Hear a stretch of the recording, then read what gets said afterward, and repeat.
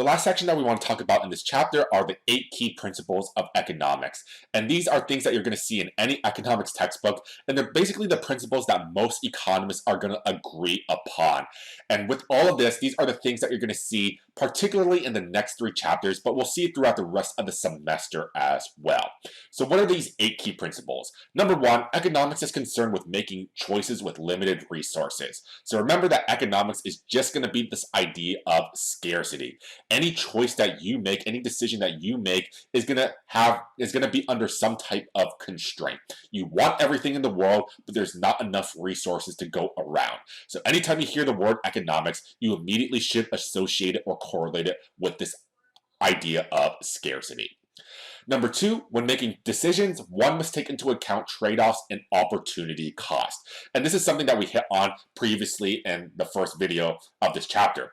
So here, anytime you need to make some type of decision, you immediately are going to be making some type of trade-off. Do you care more about decision A, decision B, or decision C?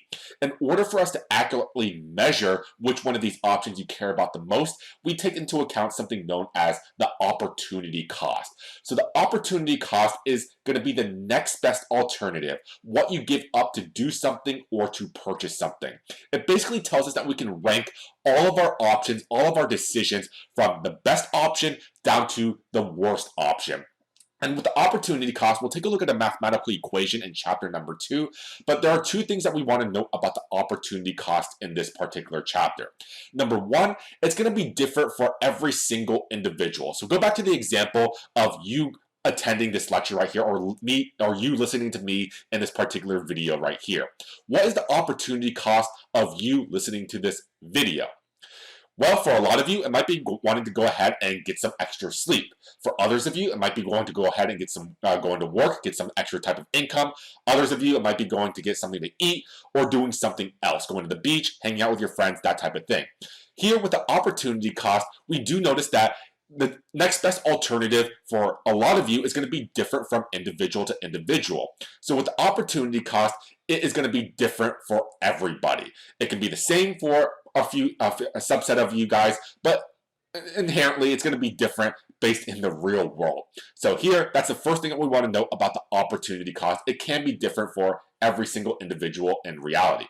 The second thing that we want to note is it is going to be the next best alternative. It's not the sum of everything that you can do. It just tells us that we can rank all of our choices. So once again, just going ahead and using the example of the opportunity cost of you listening to this video lecture right here. What are a few of the other things that you could be doing? You could be sleeping, you could be watching Netflix, you could be working, etc., etc.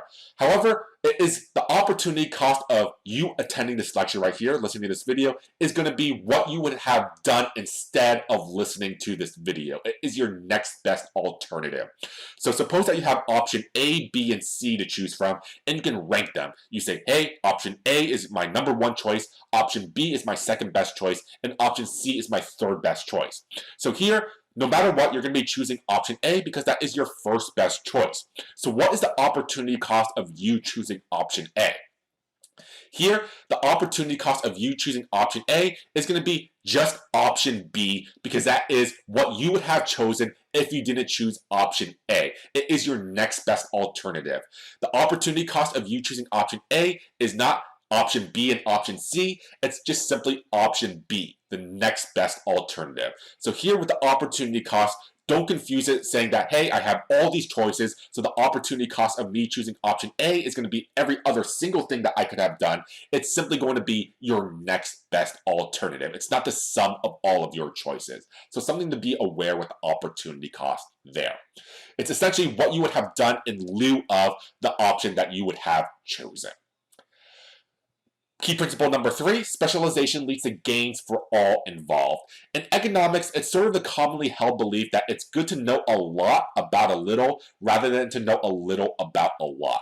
So essentially, you just want to go ahead and focus in on the task or job that you are the most proficient at, the one that you are the best at. And if you focus in on, if you specialize in the task that you're good at, then there can actually be gains for everyone involved because you can actually have some implications for trade. So suppose that you take this example. Suppose Suppose that you are living in an apartment with a roommate and you are better at cooking while your roommate is better at cleaning. If you focus in on cooking and cleaning and your roommate try to do the same exact thing, what is going to be the outcome of that? It probably means that the food probably isn't going to be cooked very well. It's probably not going to be very edible, and you're probably going to be living in some type of pigsty. So here, by you focusing in on doing both of these tasks, the same thing with your roommate, you probably aren't going to get very good food. You're not going to have a very clean apartment.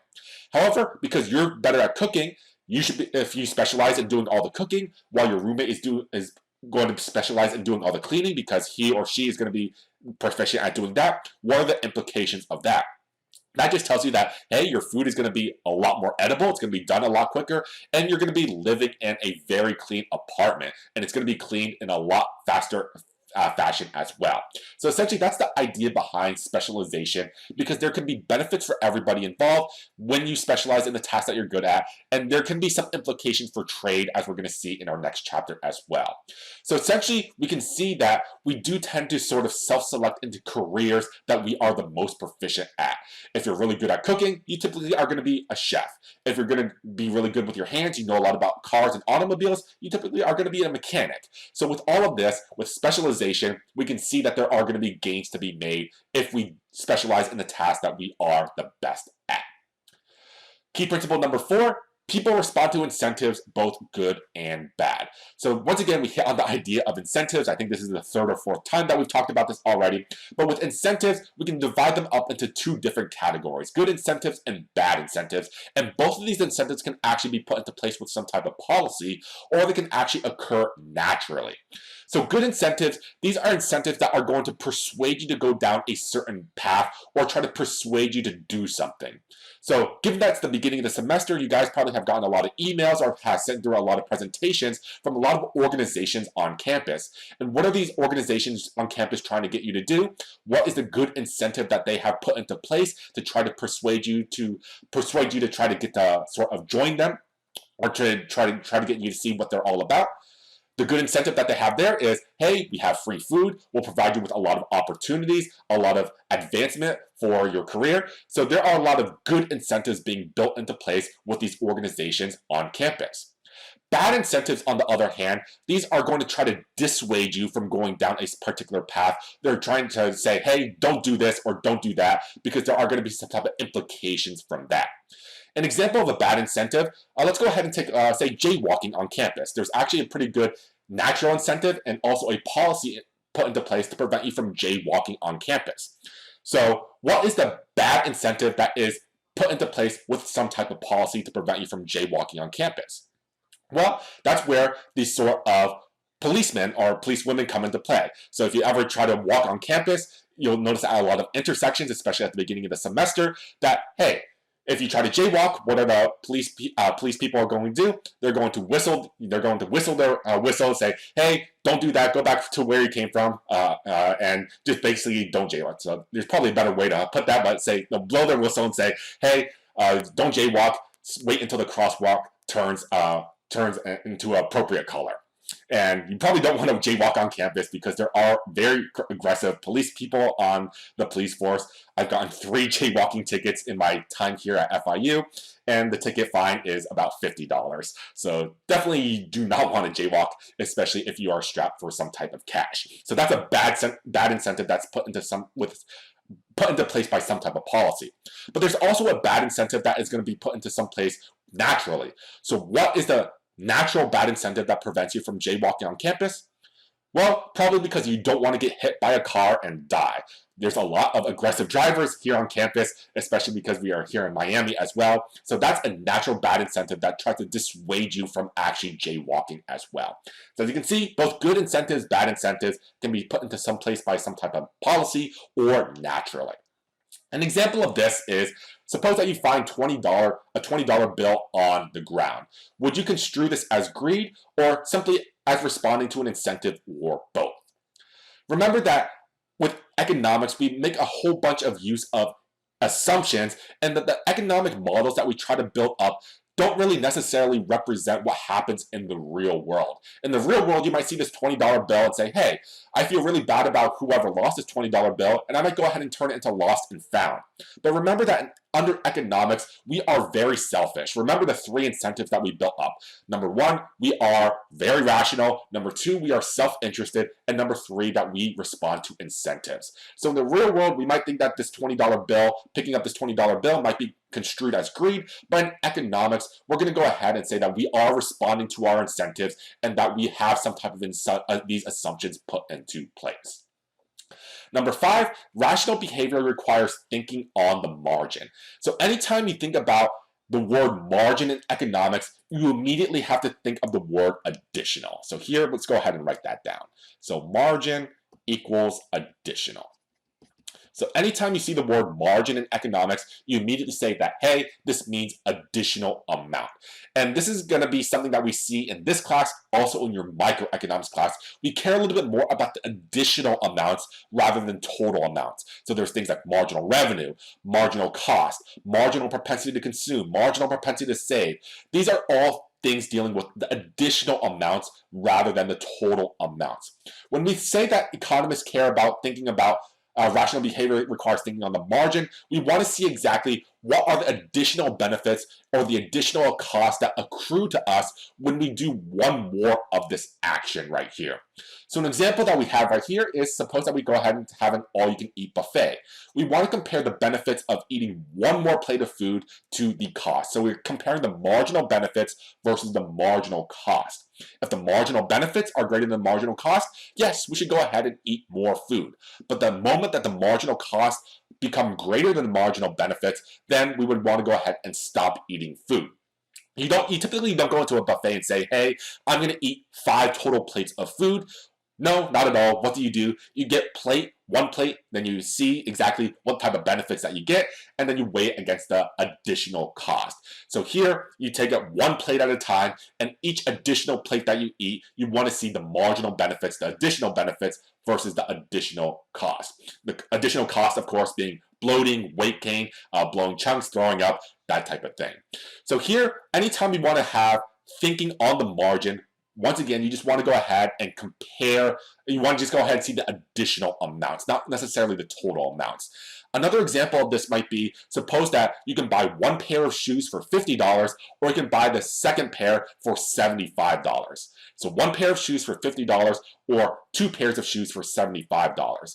When you're thinking about the margin, you don't necessarily want to think about, hey, if I buy 2 pairs of shoes, that's going to cost me $75. You want to go ahead and see how much the additional amount is going to be when you go from the first pair of shoes to the second pair of shoes. So the first pair of shoes costs you $50, the second pair of shoes costs you $75, so the additional amount there is only $25, taking the difference between those two numbers. So with this, you want to go ahead and see exactly the additional amounts as you go from the first action to the second action, from the second action to the third action, and then so on.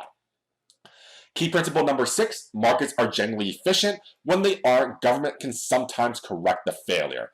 So the vast majority of markets that we participate in, they are generally efficient. We can reach some type of equilibrium without any government intervention at all. So we don't need the government's help. When we want to go ahead and buy some type of clothing, buy some type of technology, buy some type of food, we typically don't need government intervention at all. This is where a lot of competition actually does come into play. So private businesses, private markets, they have a lot of competition, and when we have a lot of competition, that's good for us as consumers because we get the best deals when there's a lot of competition. However, what happens if there's some type of market failure? What happens if there's not enough competition? What are some types of market failures that can bring about a sort of equilibrium that we're not happy with? So this is where we take a look at some type of different market structures, say the monopoly, oligopoly, when we take a look at monopolistic competition as well. This is where we're never going to reach our equilibrium at all because there's not enough competition taking place within the marketplace, and that's actually where we need some type of government intervention. The government's going to come in, regulate the markets in order to make sure that we reach the equilibrium within the marketplace. And suppose that there are other types of market failures where we might not be able to reach our equilibrium. There's things that deal with externalities, public goods, pollution. These are all markets where we are never going to reach our equilibrium point, and that's exactly why we need some type of government intervention. And we'll go ahead and take a look at a few of these market failures in chapter number 4. But for the most part, we really don't need a lot of government intervention because most markets generally are efficient. Number 6, economic growth, low unemployment, and low inflation are economic goals that do not always coincide. So these are the 3 big macroeconomic indicators that we're going to focus in on this particular semester. And it's actually very, very difficult for us to get all 3 of these indicators in the manner that we want them to. So we want high economic growth, we want low unemployment, and we want low inflation, but it's very, very difficult to find one type of policy or any type of policy that's going to hit all 3 of these in that particular manner. Typically, when we have high economic growth, we also have low unemployment, but that also means that we typically have high inflation as well. Suppose that we bring it about the opposite side. Suppose that we have very low inflation. That typically means that our economic growth is going to be negative or very, very slow, and we typically have high unemployment. So there's going to be some type of trade-off between all 3 of these macroeconomic indicators, and it's very difficult for policymakers or government officials to balance all 3 of these at the same exact time. So here, we typically have to focus in on 2 out of these 3 at a time, and it's very difficult for us to get all of these indicators in the manner that is going to be beneficial for individuals within a country. So something to keep in mind as you go ahead and take a look at the economy right now, or just in the future as well. Finally, key principle number 8, institutions and human creativity help explain the wealth of nations. So it basically tells us why some countries are rich and why some countries are poor. We take a look at these institutions and human creativity. Institutions basically just tell us what type of government do we have in place. Do we have good governments, good institutions where they are going to protect our property rights, where we have a stable financial system, where we have a good legal system? Where we have these good type of institutions, we typically see very high rates of economic growth and standard of living. We typically see this in developed countries, so United States, Canada, a lot of countries in Europe, few countries in Asia as well. Because they have these good institutions, these good governments, we typically have high rates of economic growth, and we do have higher standards of living. That just tells us that, hey, this gives us an incentive to innovate, have new technologies, have some type of inventions, and that's going to help lead the way for economic growth and higher standard of living. Where we have, suppose that the country has very bad institutions, they don't protect property rights, they don't have a very stable financial system, or they just don't have a very good legal system as well. This is typically why we see countries being very, very poor. So countries in Africa, some countries in South America as well, they don't have these very good institutions. There's not a lot of economic growth being put into place. There's not a lot of incentive to innovate, have new inventions, new products, and this can help explain why these countries are going to be continued to be poor as well. So once again, we want to focus in on having good institutions, good governments, in order to induce some type of positive economic growth, which can lead to higher standard of living and tell us exactly why our country or our citizens are going to be richer compared to other citizens. So all of these 8 key principles right here, basically these are things that we're going to be seeing throughout the rest of the semester, but particularly for the next 3 chapters, and things that you should keep in the back of your mind as we progress throughout the rest of the semester. So this does do it for us in this terms of this particular chapter. Chapter number 1, always probably the shortest chapter out of any sort of subject right here. So these are the key sort of concepts that we focused in on within this particular section. And just as a note, I do want to go ahead and say that there are going to be questions at the end of each of these chapters right here for all of our lectures. And just for brevity, for just time sort of sake, I typically will not go over these questions in these lecture videos. However, I would highly encourage you guys to go ahead and answer these questions in order for you to get more practice with the material. The questions are going to be placed at the end of the notes. So if you go here to the end of the sort of questions right here, I do put the answers at the bottom of these note pages right here, the notes section of these slides. So just go ahead and check yourself to make sure that you get the correct answer. With this chapter right here, you should have more than enough information in order to answer all the practice questions in terms of chapter number 1. Remember, the more practice that you get with the subject, the better it will be for you in terms of exam questions. Remember, exam questions are not going to be they're not going to be identical to the questions that you have have in the practice problems or the questions that you have here on these PowerPoint slides, but they will give you a lot of good practice and a lot of good exposure to help you answer the questions that you'll see on the exams. Remember, try not to memorize the answers right here. You do want to go ahead and get some type of intuition, get some type of internalization of why the answer is correct. You do want to practice a lot. The more practice that you get, the better it will be for you when exam time does come. Of course, you do want to go ahead and answer the short response questions as well, the free response questions. Even though I'm not going to ask you free response questions on the exams, they're going to give you a lot more sort of subtext and information about the concepts that we did cover in these lecture videos. So if you can answer these short response questions, these free response questions without taking a look at your notes and you understand the intuition, that just tells you that you're doing a really great job retaining that information, internalizing the material as well, and you should be good to go for the exam. So this does do it for chapter number 1. We'll go ahead and take a look at our very first model with the PPF in chapter number 2, where we talk about production.